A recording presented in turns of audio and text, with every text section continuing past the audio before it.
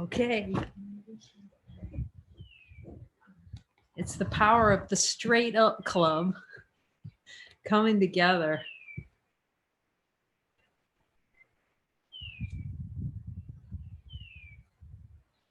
To see what's true.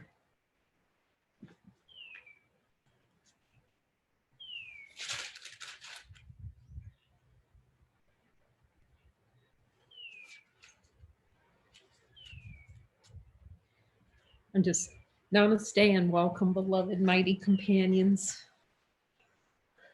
bearers of the light of God, really. Jesus, thank you for helping me see the light in my brother so I can see it in myself. Let all things be light.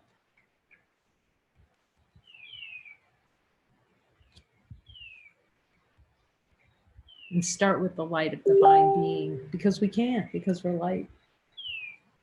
Let your heart be light.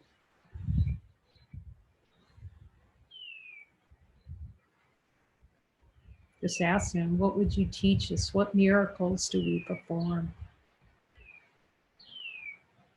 We first start looking. I can see, I just had no clue about that. Obviously, it was a decision not to have a clue about what it really means to have him in control of the atonement and how necessary that is. Essential, actually. Essential to have him guide every decision. I didn't want to hear that. I didn't even see, I could see in the play, because the play's made not to see all the places where I wasn't following. But the great news is it begins now. Like no other second before. It's just in the play of consciousness when we haven't followed, that just miscreates a timeline. And we'll feel guilty and then try to hide from God.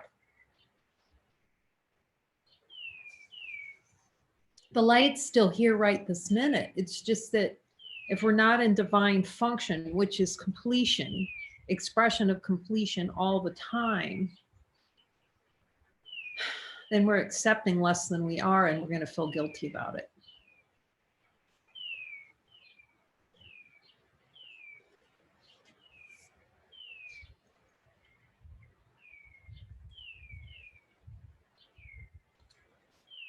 I'm just looking back over how's the correction made from the teacher's manual.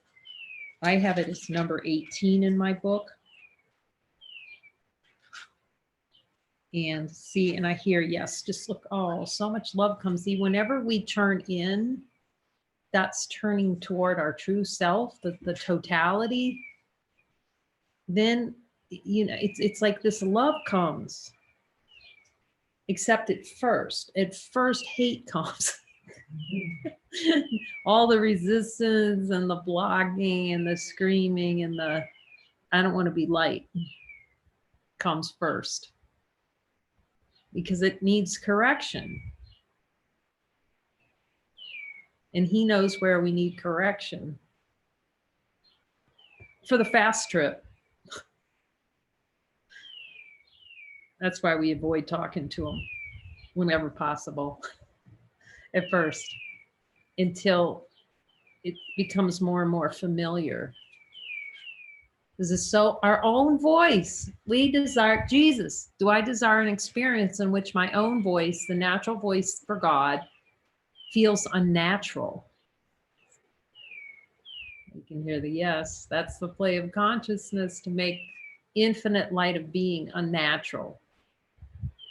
To make the ego, this tension, driving, wanting, the wanting more, wanting less, split, to feel natural. I can hear yes.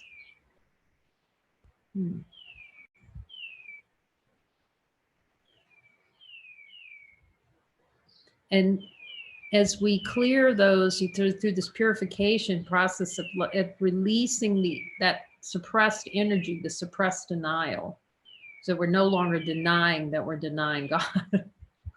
That's what hurts, the pain. I'm just want to be clear with Jesus. All pain is denying the denial.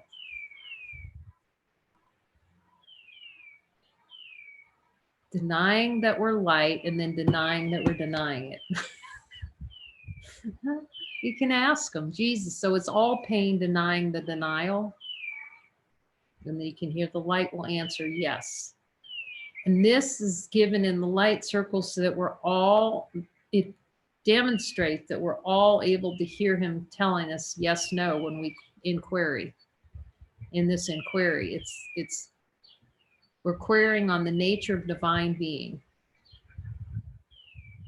And just that deep listening together. Any two or more gathered in his name, there is love. It's the celebration of love. It denies it denies being alone, that we're not alone, we're one. The ego's idea of alone, yes, in as light, there's only one, so we are alone in a way. But the ego has a conceptual view of what being alone is.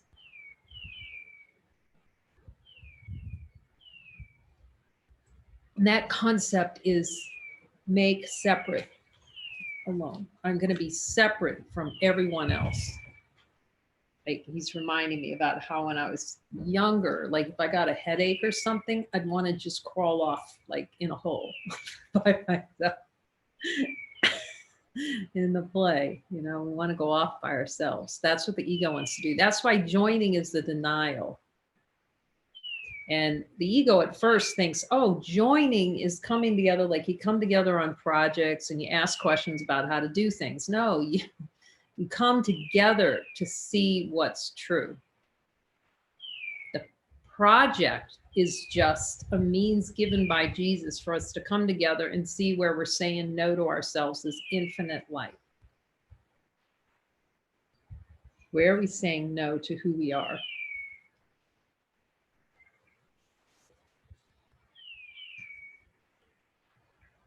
So it feels really good to spend some time with him on the correction. And of course, the first thing he brings to mind here is,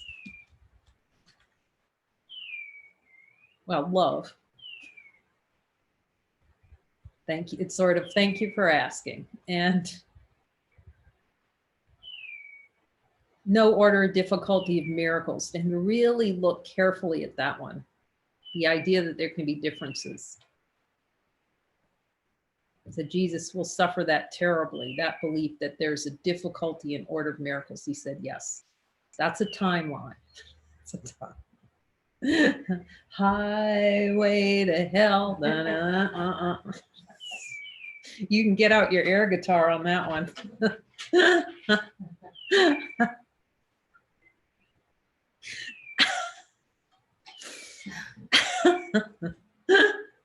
That's what that difficulty. So what does that really mean? Well, miracles are natural. We know that they're natural to us. Expression of divine light. They're expressions of love that wash away the illusion. An illusion is illusion is illusion. See, there's no differences in illusion. The ego would make it different. And that's why we have to look at chapter 20 or at the course so closely with Jesus to see all the different ways consciousness plays to make an illusion real. What becomes really apparent when you're working with your partner, or you may recognize it now, what's helpful about 20 and working with a partner is it helps to see the way that consciousness makes to make subtle differences different when it's all the same. To make those little plays. As I've said, when I asked him about chapter 20 and I was starting to go through it, it was like, Jesus, these look really close. It's like saying the same thing, but with like a little shade of difference. And I can hear him now going, no, do each one carefully and thoroughly. Look at each one with me thoroughly, all the way down to the death wish. You see that fragment. It's like you could call it, I'm asking, we can call it a fragment recovery. So instead of blowing it out as a fragment, then it's released into the light.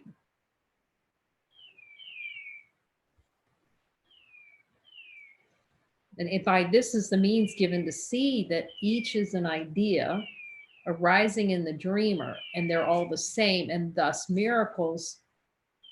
The only reason why different things seem differentially miraculous is because, in terms of clearing out denials, is because we desire to hold on to some more than others.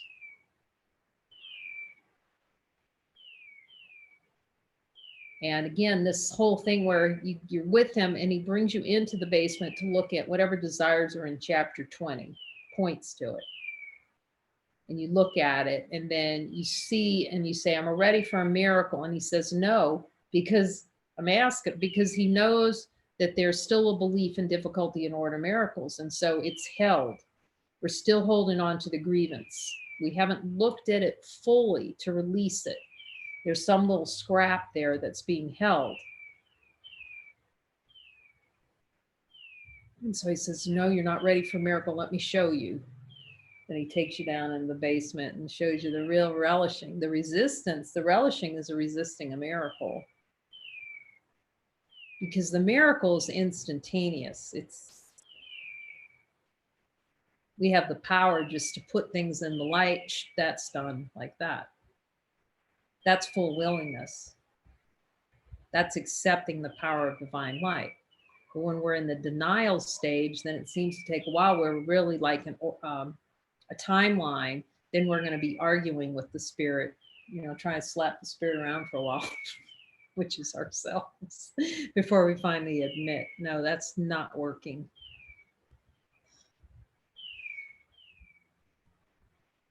So, and I was talking about my niece last night and how when she saw that she was light, it's like, all's forgiven, boom, done. And the same thing was true when I was asking her about the light, that Jesus had shown me that there was a light. Now, I didn't know that was identity, but I knew there was something that would burn anything, any emotion in it. Because I'd had enough experience by then after I'd gone into the prison, after he showed it to me, and I put my hands out to my brother, and said, he was upset, put this in the light, and boom, it was gone. He was teaching me about the speed of the correction is fast.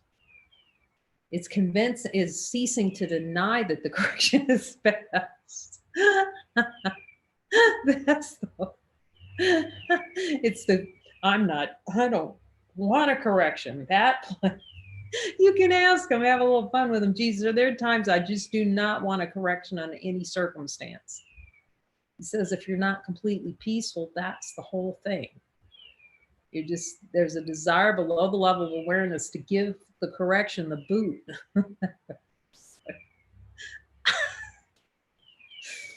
He's talking about how this is natural. Corrections are natural. What's unnatural is denying corrections. Ask him, Jesus. So, do I desire an experience in which the correction seems unnatural, and keeping and avoiding correction seems natural? So the correction seems unnatural and avoiding it seems natural. That's the whole gig of the ego. You just avoid it. Like the dogs. When it's time to come in the house and display, look, we've got all this dog food for you in here. They're out on the grass, just flat, rubbing their belly along the grass because they can, little dog power play out there. That's what we do with God, We're total love, just going, no, I think I'll stay out here in the grass. And God's going, you're infinite happiness. No, your home's right here. Look how close you are to the door. I don't think so. No, not today. I love that. Muji said, why not today? It's a good question. Why not admit we're light today? You can ask Jesus, do I have the power to admit I'm light? That's very humbling when you hear the yes. Yes, I do. Jesus. And here's a good one. Jesus, do I have to go through a lengthy process to wake up? And see what he says. Listen carefully to that one. No. Do I want a lengthy process for waking up? Ask him. I want to ask for a miracle on that. Jesus. Because we're addicted. Is that because the addiction to consciousness? Yes. It's just pleasure and pain, you know, on a timeline. But it's helpful to hear it. Jesus, am I still trying to eke things out on a timeline? Then we're honest. That's honesty. As I've said many times when he's showing me, honesty is not putting your hand on the Bible in a court of law. Honesty is, am I light? That's the only honesty. Yes. Am I denying light?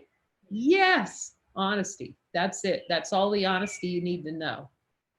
I'm asking Jesus, so just so I'm clear, that's what he says. It's all you have to know. You know, and I can remember just sweating it out. It was like being honest or whatever. And you don't, in the middle of being totally dishonest about our identity, you know, trying to get the last pencil point on something. He's the only one that knows what honesty is.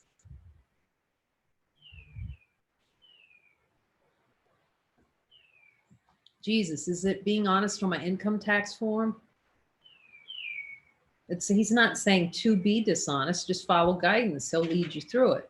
But it's just in the world makes rules and makes honesty following rules. The only honesty is, am I light? Yes. Am I relishing denying light? Then you can hear that. And you go until he says, no, I don't relish being something other than light. Okay, so if I'm relishing it, then the relishing is to try to stretch out that correction as long as possible. And then get mad about it. That's the other thing. Why am I not getting a correction? You get all mad. That's the ego play. The correction's always available. That's why, you know, there's that kind of, I was talking about it before, kind of the three different stages. The out and out overt no. No, I am not looking at a correction. Then there's the pretending like I'm looking at correction, but really not wanting one. Everybody's laughing. Okay. And then there's the genuine child on the trike, on the tricycle going, okay, Jesus, I really need your help. That's where we need to be. Like, I need your help. I don't want a correction, not one shred. And as we said before, you have to ask for a miracle to even look at a pre-miracle before you even ask for the miracle for the correction. I need a miracle, Jesus, just to even look at this, because I don't want to one shred bit.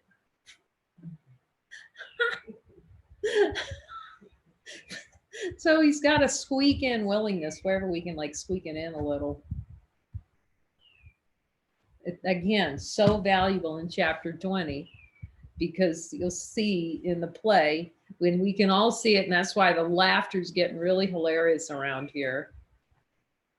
In the light circles in the morning, because we do light circles after the session. We do a light circle to ask Jesus to tell us what miracles. Then we may join during the day if something comes up. Then we have a one at night, and we have chapter 20. So it's a very focused looking at all these denials. Ask Jesus, does it take that kind of focused looking? Like, the world is made to avoid that kind of, you know, it's going to have all kinds of things, coronaviruses, or, you know, if it's not the corona, it's going to be World War III, you know.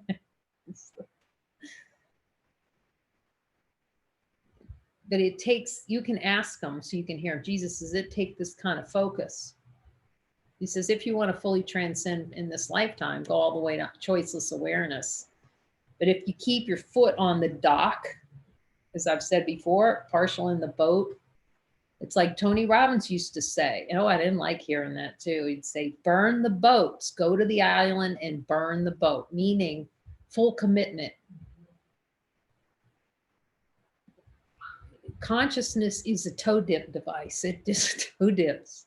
I'm going to go over here and toe dip over here, and I'm going to toe dip. Let me try this out. And this would be fun.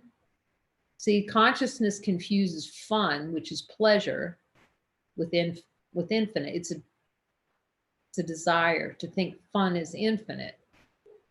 That fun is trying to wiggle out and stay out on the lawn of death. But until Jesus shows us, we can't see it. So let's ask them about, because it's always, I want to see if there are any little trickle things in there, any little time. Jesus, is there any desire left to make it seem like they're difficulty in order of miracles? He said, they're not. We all know they're not. Let's ask him, Jesus, do I know there's no difficulty in order of miracles? There's no order of difficulties in miracles. Do I know that? He says, yes, you know it, you're light. Now you can pretend, okay, Jesus. Then we ask him, Jesus, do I like to pretend like I don't know that? Yeah. It's hilarious. When you really start listening to those things, you're going to see how fast that answer comes. Like when we're mamby-pambying around like we can't hear them, no. That's playing. That's the play of consciousness that we can't hear them. We just like all that other noise to avoid hearing them. That doesn't mean that because we hear him, that was a big distinction here, that he has the timing too on things. So while we can hear him, he'll put you on pause. He'll put you on hold. So you really learn, like the dogs, that we're not different. No. That's really humbling. Where it's most helpful for him, because Muji would say this, he says the ego is very premature. It likes to jump on something. It gets an idea and then it pounces on it like a spider, like that. And I got to take care of it now. Whereas Jesus isn't, he knows, understands in the light of divine being, divine timing on things. There are several things that came up like that where he said, hold. I think it was like on the menu or something. No, you're not done with it yet. So it was like sitting on my desk like the whole week. It's like, you're not done with it. I'm going to tell you, but it's not now. It's really helpful. Then we're tuning in. And I'm starting to see a lot of times when we don't have anything yet, it's not time yet. Or, of course, as he says, you've already chosen something you're going to do anyway. And then you come to me. I'm checking in with him right now to see if I'm doing that.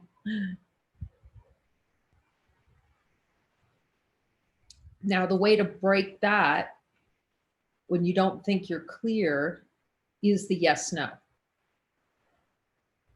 That's been really helpful. Because first of all, it's turning into him. So let's say you hear something.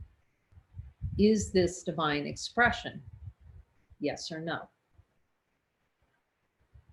Is that you, Jesus? And so you can start to learn the real, the authentic voice, and be willing. That's what we really have to do, is be willing when you hear no, not to proceed. As I've said before, where I bought a ticket and I said, Jesus, if this is not hearing you, I'm going to sell this ticket. I'm willing. That we have to be that willing that if for some reason, we made a decision that was not in service to the whole and it becomes more apparent in some way, walk away. Don't be held by a mistaken impression. Like that breaks the ego right there.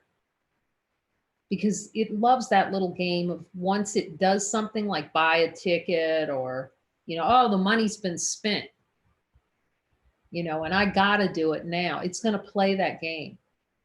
The relatives are already coming over tonight. I already made an obligation, so I can't follow the Holy Spirit. It loves that. Ask Jesus, do I love that play of doing something to in-run myself from following? It loves doing that. You can ask them. Because the consciousness love that. Relishes coming up with a little scenario of some sort, some kind of little obligation, so it can carve out its little timeline and keep it. I'm going home for Christmas.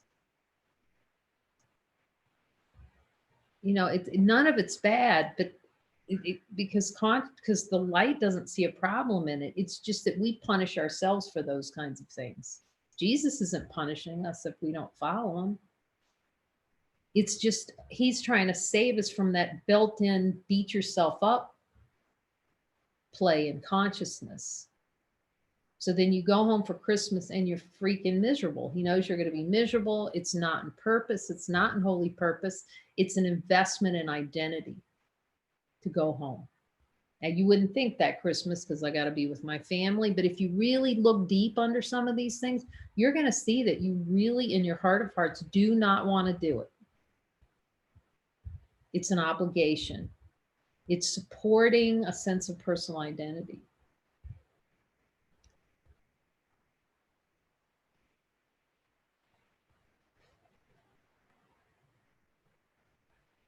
So the only way we can see there's no order of difficulty in miracles is to continually turn in and have him show us.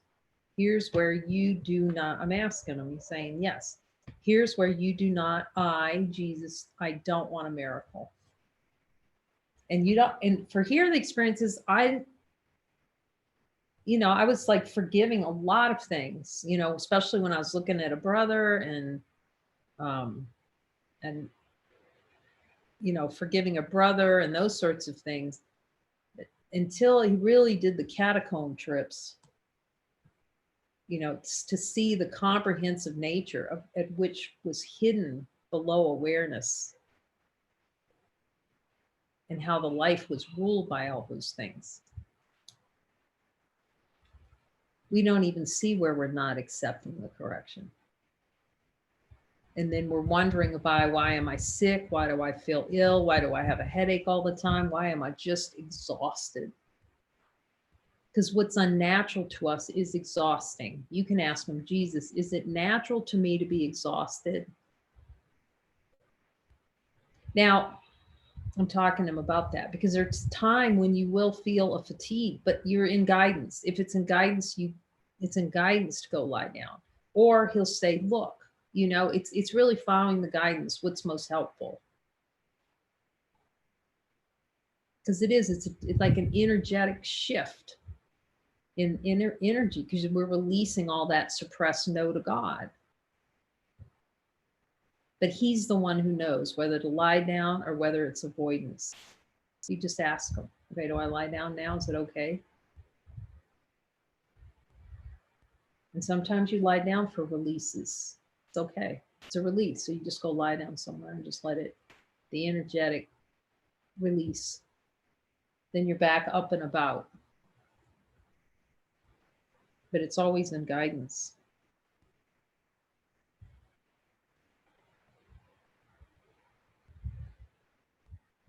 We'll go back over this. Anger, but screeches, guilt is real. Reality is blotted out as this insane belief is taken as a replacement for God's word. The body's eyes now see, his ears alone can hear. Its little space and tiny breath become the measure of reality. The truth becomes diminutive and meaningless. Okay, so I am reading, well, mine's page 47 of the teacher's manual. And it's the section on, we're just exploring correction. Yeah, because we worked the other one 2 days ago. So I'm at the bottom, paragraph 3 there. And really, you can just relax back and just contemplate. That's the invitation.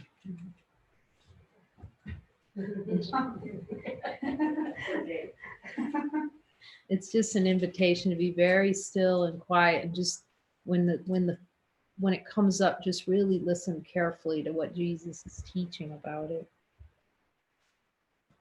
Its little space and tiny breath becomes the measure of reality, and truth becomes diminutive and meaningless. So let's just ask him, Jesus, do I desire an experience where the truth is diminutive and meaningless?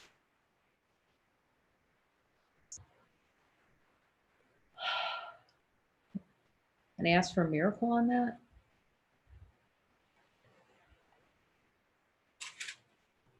He says, this is how you have denied yourself. By making who you are diminutive and meaningless. Jesus, am I fully willing to see that? Am I fully willing to see? Am I willing to see what I've denied because it's the truth? Last unanswered question. Am I willing to see that it's actually impossible to be diminutive and meaningless, even if I desire it, like with every bit of energy is it? Am I willing to see it? And so much love comes. See, love will start really answering. You'll see it's the only answer. Once the protest sign, we lay down the I'm not going to be God today sign. Protest. Correction has one answer to all this, and to the world that rests on this. You but mistake interpretation for the truth. Consciousness. Interpretation is a function within consciousness, and that interpretive function is to interpret everything as God is not here. You can ask Jesus, is that the interpretive function in consciousness, to insist God is dead? Yeah, that's what consciousness is. It's a God is dead play. That's why we need his interpretation. Jesus, is that why I need your interpretation? Because we're so used to interpreting God is dead syndrome. Okay. But a mistake is not sin, nor has reality been taken from its throne by your mistakes. So it's helpful to see Jesus, even though I really, really, really want to feel like I've sinned. First, let's ask him, Jesus, do I really relish feeling like I've sinned? And it's okay if he says yes. This is what we've come together for. I have sinned. I said again, I have sinned. Do I relish it? We just admit it. Okay, I relish it. But then we can see through it. It's not to go, I'm a sinner and kneel on rice. That's a play in consciousness, Opus Dei. If I whip myself or beat myself, a lot of the saints and mystics, their devotion to God just knocks you over. It's so much still in the play that God, you've got to suffer your way into heaven.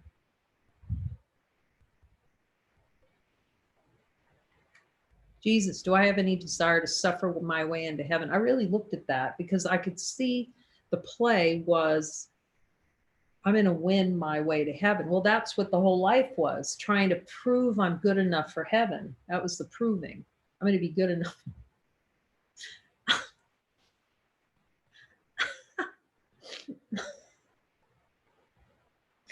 I'm good enough for the light.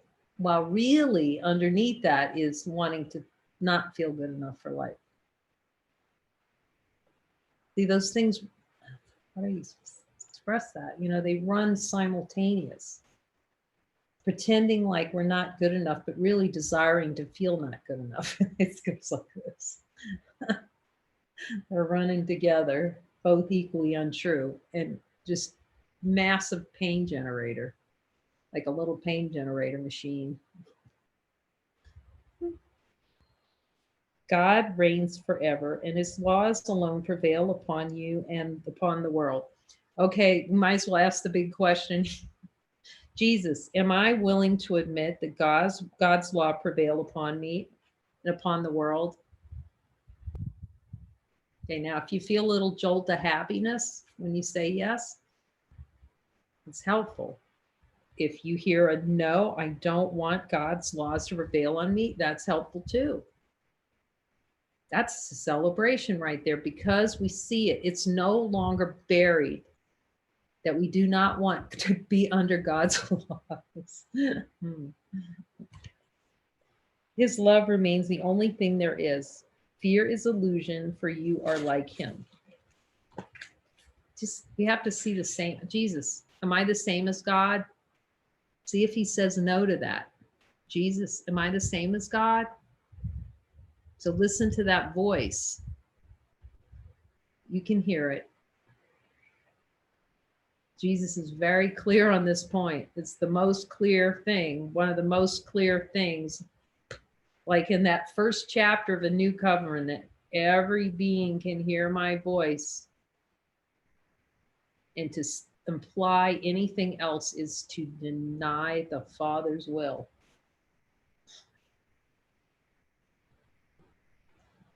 Can hear my voice in fullness right now. But there's also, he's saying, the willingness to hear it. The beings that are coming, you're willing to hear it. You wouldn't be sitting in this light circle. You can hear it for sure. No doubt about it. Now, there may be a variability in the listening, just simply because that's the play of consciousness. But even that's still innocent.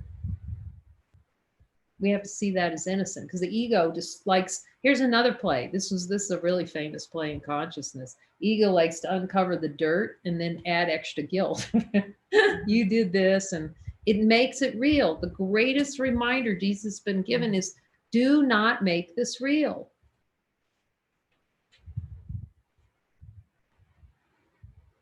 And it's very interesting because I'm talking about, that's why he's taking us directly to desire, because there's no spaciousness to make it real. There's just the release of the unreal, the energetic that gives the perception, sensory perception, the misperception that illusion is real, that there are objects in the world, that we're a body.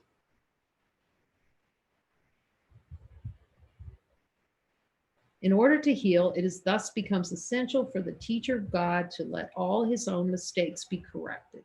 That's a big one. Jesus, am I willing to let all my mistakes be corrected? And if he says no, great, celebrate it. If he says yes, celebrate it. Because first of all, A, that was just a conversation with Jesus. B, it's really hearing honesty of God. It's willingness to be honest. Okay, I don't want him corrected. Not one shred of it. It's great when you see that. It's so great. Okay, then we can say, Jesus, I see I don't want it. I don't want the correction. Not at all. I want you to chase me around trying to tell me to take the correction. See, God doesn't do that because God's here. We want God to prove to us. Ask Jesus, Jesus, am I looking for an experience that proves to me that I'm infinitely holy? Whoa. Am I looking for an experience that proves to me I'm already saved? Now that's humbling when you hear a yes.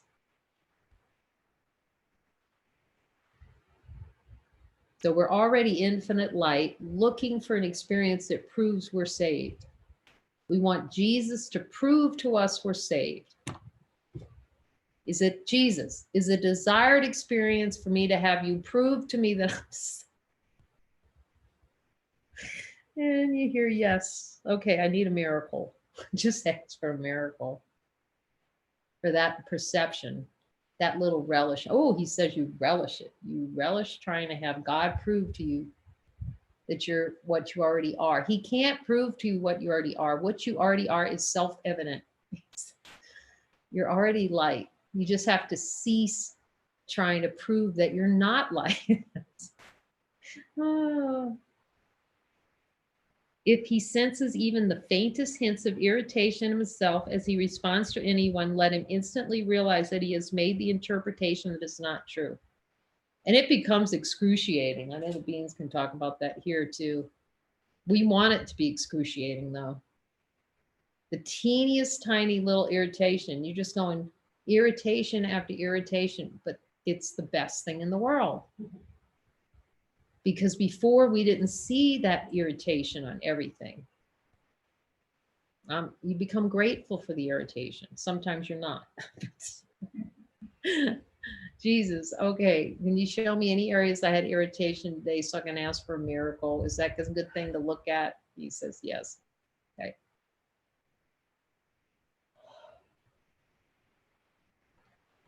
Then you can just yawn it out.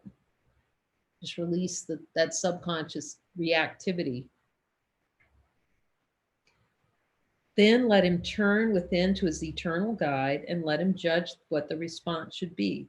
So he is healed, and in his healing is his pupil healed with him. The sole responsibility of God's teacher is to accept the atonement for himself. That's a good sentence. Let's really get that one. See, because we really like the hero of the dream, which is to go out and save bodies and be in that play of salvation outside of ourselves. So it's really good to come back here and go, Jesus, is my sole responsibility accept the atonement for myself? Do I have any other responsibility? This is a really important one to get fully, because the ways of the ego is to make responsible. That's an illusion. We're responsible for whatever, our car, our boat, our children, our nieces, nephews. And until that's really seen through, the only responsibility is to accept the atonement.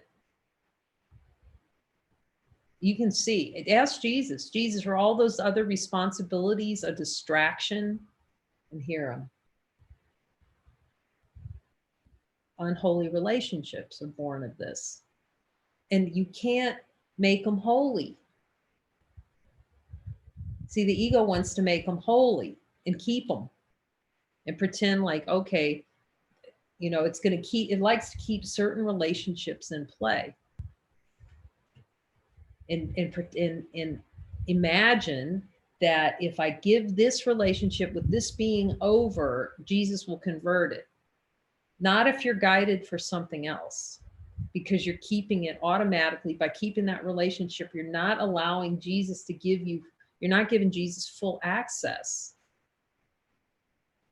You're protecting some part of the mind from him going in and clearing it. You're hanging on to responsibility in unholy relationships when he's the one who's got to give the consolations for the true healing and complete healing. So is he healed, and in his healing is his pupil healed with him. The sole responsibility of God's teacher is to accept the atonement for himself. He doesn't have any, does he have any other kind of, let's just ask him, Jesus, do I have a desire to pretend like I have other responsibilities other than the atonement?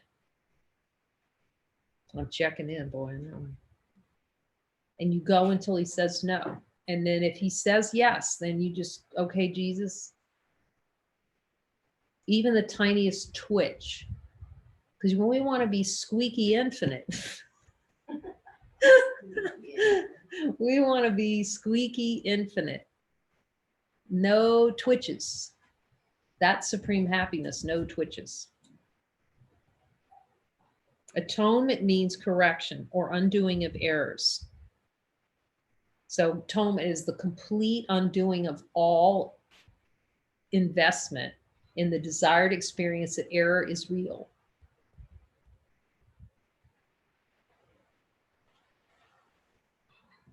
I'm talking to him a little bit about this going into the basement here when he takes us when he takes you to the basement and to show the desire and how it's just, I don't know, he's guiding it. And so it's just taking out the idea that error is real. You'll just see it. You can't even explain how it does that. Because it looks at it as an energy almost. It's not personal. It takes the personal, there's no self-flagellation in it. There's just, do I have this desire? Yes, I do. Do I need to release it to a miracle? Yeah, it becomes, there's no story in it. There's no wom wom wambulance.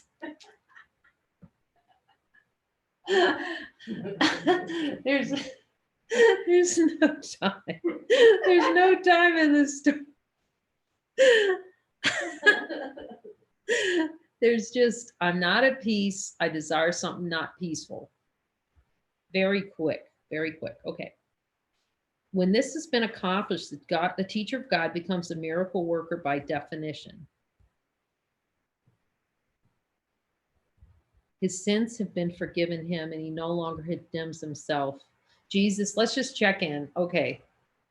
We're really going for squeaky infinite. Squeaky, no dirt on the windshield that we're getting. Hashtag no dirt on the windshield.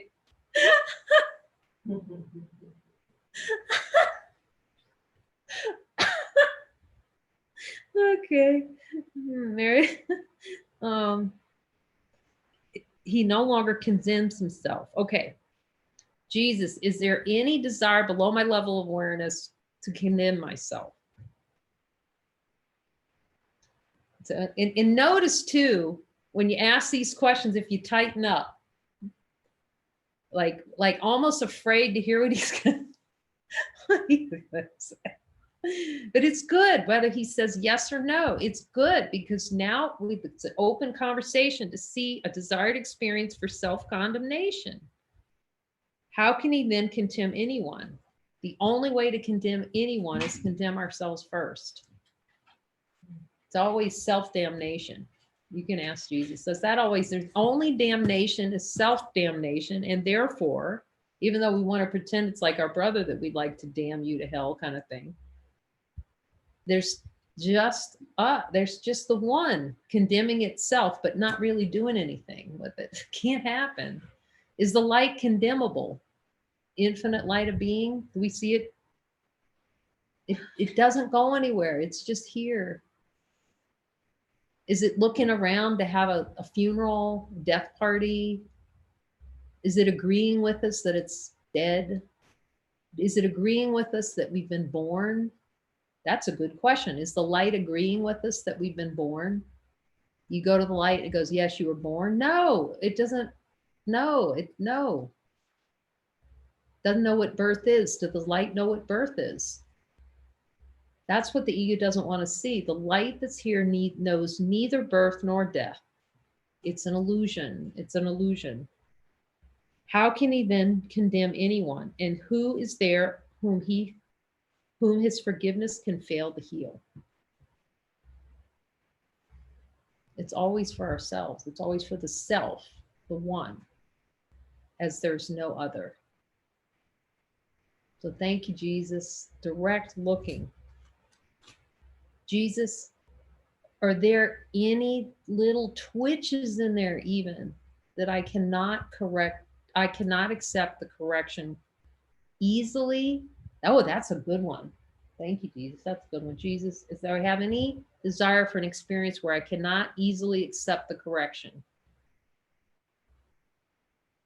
Okay, will you show it to me? And can I ask for a miracle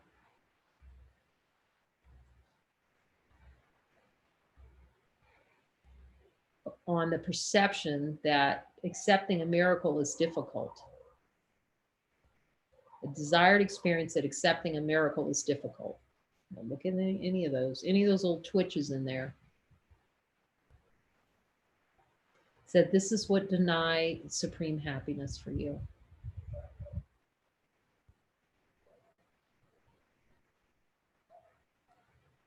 Jesus, is there any desire for an experience where miracles are difficult or elusive or take time? Oh, that's a good one.